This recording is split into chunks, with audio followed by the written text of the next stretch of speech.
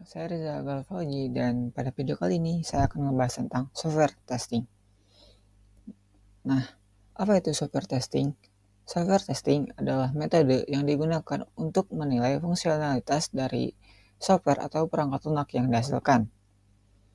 Proses ini akan memeriksa apakah software sesuai dengan requirement atau persyaratan yang diharapkan dan juga memastikan software tersebut bebas dari bugs atau error. Nah, software testing dapat dibagi menjadi dua tahapan. Yang pertama, verifikasi. Verifikasi ini mengacu pada serangkaian tugas yang berguna untuk memastikan bahwa software yang dihasilkan telah mengimplementasikan fungsi tertentu dengan benar. Ini artinya, apakah kita sebagai software developer telah membangun produk dengan benar. Dan tahap kedua adalah validasi.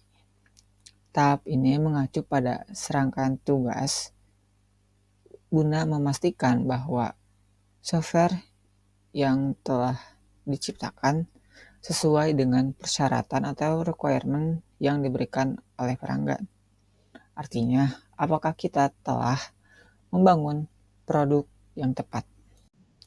Lalu, mengapa software testing perlu dilakukan?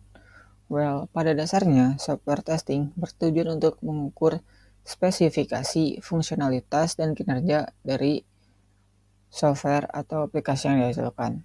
Oleh karena itu, tahap ini penting karena membantu mengidentifikasi bug pada tahap awal, meningkatkan kualitas, dan memastikan kepuasan pelanggan dengan keandalan, keamanan, dan kinerja yang tinggi. Selain itu, pengujian juga membantu mengidentifikasi masalah skalabilitas dan menghemat waktu serta biaya dengan mencegah masalah setelah peluncuran. Oke, selanjutnya ada tipe dari software testing yang dapat digunakan untuk strategi dalam menguji software. Ya, kita mulai dari automation testing ya.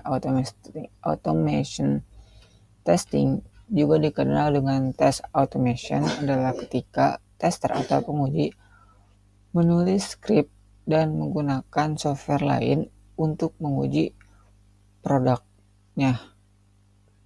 Dan kebalikan dari automation testing yaitu manual testing, seperti namanya, menguji software secara manual tanpa menggunakan alat automasi ataupun script. Nah, si manual testing ini punya 3 anak. Yang pertama ada white box testing. Nah, white box testing ini di mana tester mengetahui cara kerja produk secara internal dan punya akses ke source code-nya, dan dilakukan dengan memastikan bahwa semua operasi internal dilakukan sesuai dengan spesifikasi yang telah ditentukan. Yang kedua ada black box testing, di mana pengujian dilakukan dengan tester tidak memiliki akses ke source code dan dilakukan pada antarmuka atau interface dari software tanpa memperdulikan struktur internal dari perangkat lunak. Terus yang terakhir ada gray box testing. Nah, gray box testing ini di mana pengujian dilakukan oleh seorang penguji yang memiliki pengetahuan tentang implementasi, tapi pengujinya itu tidak perlu menjadi ahli. Oke, selanjutnya ada test plan. Nah, lingkaran-lingkaran kecil merupakan komponen-komponen yang perlu ada pada test plan. Yang pertama ada tes objektif yang berisi tujuan dan sasaran dari proses pengujian, termasuk hasil yang diharapkan. Yang kedua ada risk analysis, seperti namanya ini berisi tentang analisis dari resiko yang mungkin muncul.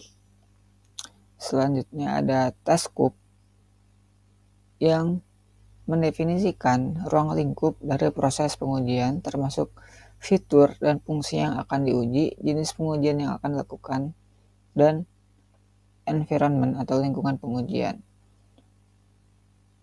Yang ketiga ada test design, tes desain ini berisi tentang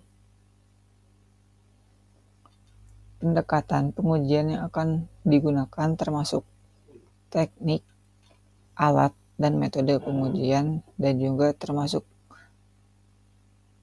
jadwal pengujian, yaitu proses pengujian, fase pengujian, capaian, dan deadline. Selanjutnya ada roles and responsibility yang berisi tentang peran dan tanggung jawab anggota tim pengujian, termasuk manajer, analis, dan juga tester.